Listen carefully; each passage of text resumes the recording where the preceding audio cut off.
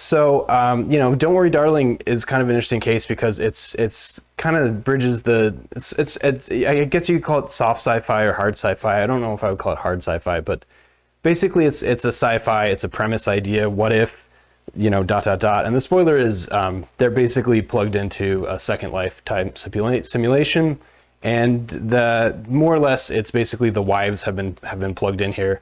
And the men are basically living with these wives in the afternoons and the nights in this like perfect utopian like 1950s era society, and the rest of the time they're leaving and the wives are just left in the machine. That's sort of the tragedy. That's the big spoiler ahead. But again, the fun is how we get to there. The fun is like what happens to get to there, and we see it through the eyes of Florence Pugh's character, Alice.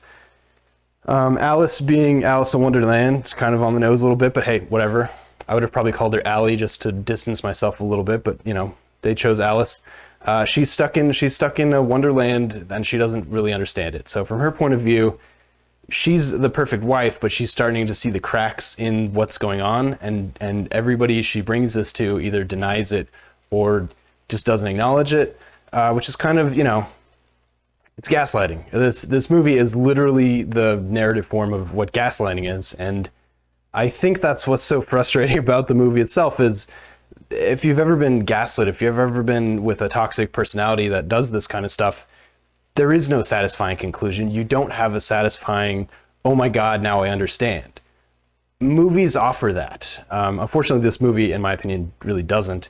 So to their credit, the screenwriter and Olivia Wilde, the director, did a really good job of the experience of being gaslit, because something matters, then it doesn't matter. Something matters, then it doesn't matter. And ultimately nothing matters because there's no context. And that is the experience of being gaslit. But unfortunately, when you're telling a story, there need to have something to hold on to.